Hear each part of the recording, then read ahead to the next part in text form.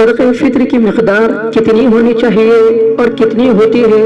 عموماً ہر سال تمام حضرات اس سلسلے میں پریشان ہوتے ہیں کہ اس سال صدقہ فطر کتنا ہوگا، اس سال صدقہ فطر کتنا ہوتا ہے، تو یہ الجھن میں رہتے ہیں۔ تو آج وضاحت کے ساتھ بیان بتائے گا کہ انشاءاللہ صدقہ فطر ہر سال کتنا واجب ہوتا ہے اور کتنی اس کی مقدار ہوتی ہے۔ اگر آپ ان باتوں کو ذہن میں بٹھا لیں تو آپ کو کسی سے مسئلہ پوچھنے کی ضرورت نہیں ہے کہ صدقہ فطر اس سال کتنا دینا ہوگا، بلکہ آپ خود اپنی طرف سے فیصلہ کر سکتے ہیں کہ مجھے اس سال صدقہ فطر کتنا دینا ہے۔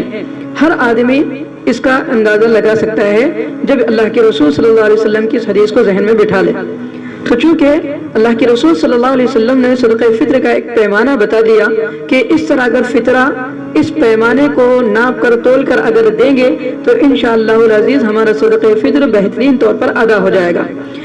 فطر کے متعلق اللہ کے رسول صلی اللہ علیہ وسلم نے 4 چیزوں کا مسئلہ بتایا ہے، یعنی 4 چیزوں سے صدقہ فطر ادا کر سکتے ہیں۔ آپ صلی اللہ علیہ وسلم نے 4 قسمیں بتائی، ایک کھجور، ایک جو، ایک کشمش اور ایک گندم یعنی گیہوں۔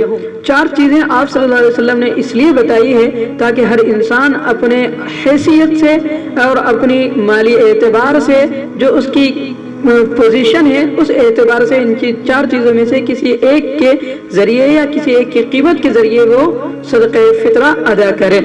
اس لیے اللہ کے رسول صلی اللہ علیہ وسلم نے 4 چیزیں بتائی۔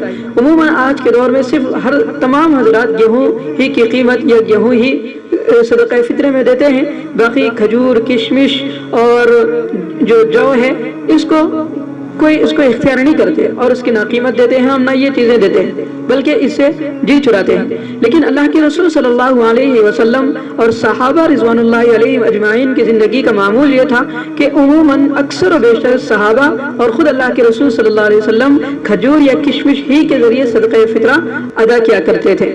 اگرچہ گندم کے ذریعے ادا کرے تو ادا ہو جائے گا، لیکن بہتر اور افضل طریقہ یہ ہے کہ انسان اپنی حیثیت کے مطابق کھجور اور کشمش یا جو سے اپنا صدقہ فطرہ ادا کرے۔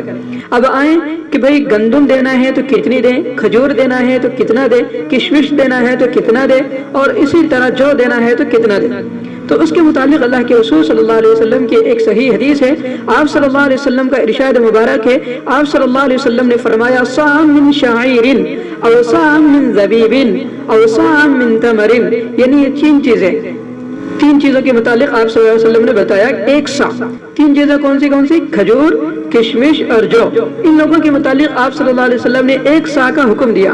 ایک سا اس زمانے کے اعتبار سے 3.5 کلو اس کی مقدار ہوتی ہے، ایک سا 3.5 کلو۔ تو اگر اب کسی کو کشمش دینا ہے، کھجور دینا ہے یا جو دینا ہے تو 3.5 کلو کھجور، 3.5 کلو کشمش یا پھر 3.5 کلو جو، ان کی مقدار 3.5 کلو ہونا چاہیے، یا 3.5 کلو یا پھر 3.5 کلو کھجور کی یا کشمش کی قیمت، یا تو 3.5 کلو کھجور یا 3.5 کلو کھجور کی قیمت، اتنی قیمت ہم ادا کریں گے تو جب جا کر ہمارا صدقہ فطرہ ادا ہو جائے گا۔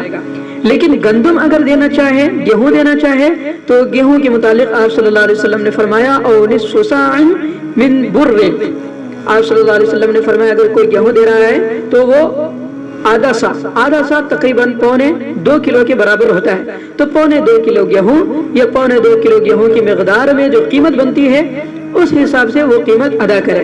اب گیہوں کے متعلق بہت ساری کوالٹی ہوتی ہے، کوئی 30 روپے کلو والا گیہوں ہوتا ہے تو وہ انسان 50 روپے صدقہ فطر دے، اور اگر گیہوں اچھی کوالٹی والا کھاتا ہے، مثلا 50 روپے کلو والا گیہوں وہ کھاتا ہے تو اس کی قیمت 90 روپے بنتی ہے، تو اس طرح وہ 90 یا 100 روپے اپنے صدقہ فطر ادا کرے۔ تو ہر اعتبار سے اب اگر ہم کھجور میں بھی آ جائیں گے تو کھجور اچھی کوالٹی کا ہوتا ہے، تو جو انسان بہت زیادہ مالدار ہو تو خوب اچھی کوالٹی والا کھجور کی قیمت دے، اور اسی طرح کشمش بھی بہت کوالٹی والا ہوتا ہے، تو جو بہت کروڑ پتی انسان ہے تو کشمش کی جو اعلیٰ کوالٹی ہے اس کی قیمت ادا کریں۔ تو اس طرح کوالٹی اپنی حیثیت اور اپنی اوقات اور اپنی جو پوزیشن اللہ نے بنائی ہے اس کے اعتبار سے یہ صدقہ فطرہ ادا کرے۔ اللہ کے رسول صلی اللہ علیہ وسلم اور صحابہ عموماً کھجور یا کشمش کی قیمت ہی ادا کرتے تھے، اور آج کے دور میں فی زمانہ ہم لوگ عموماً گیہوں کی ہی صدقہ فطرہ ادا کرتے ہیں اور کہتے ہیں کہ یہی فطرہ اصل ہے۔ اور اسی کو لازمی سمجھتے ہیں. حالانکہ گیہوں لازمی نہیں ہے لیکن دے دیں تو ادا ہو جائے گا. لیکن مسلمان کی شان یہ ہے کہ اگر اللہ نے خوب دیا ہے تو دل کھول کر خرچ کریں اور دل کھول کر اللہ کے راستے میں ہم صدقہ کریں. صدقہ فطر یہ خود انسان کی جان کی طرف سے ہوتا ہے، تو اس لیے انسان اپنی جان کا صدقہ جو دے رہا ہے تو اس کے لیے بہترین صدقہ دینے کی کوشش کریں. اللہ تبارک و تعالیٰ اس سے بہترین اور اچھی سے اچھی صحت ہم کو عطا فرمائیں گے اور مال میں بھی اللہ تبارک و تعالیٰ خوب برکت عطا فرمائیں گے. اللہ تعالیٰ سے ہم دعا کرتے ہیں کہ اللہ تعالیٰ ہم سب کو جس طرح آپ صلی اللہ علیہ وسلم صحابہ کا عمل کہ وہ کھجور اور کشمش سے صدقہ فطر ادا کرتے تھے، اسی سے ہمیں بھی صدقہ فطر ادا کرنے کی توفیق نصیب فرمائے.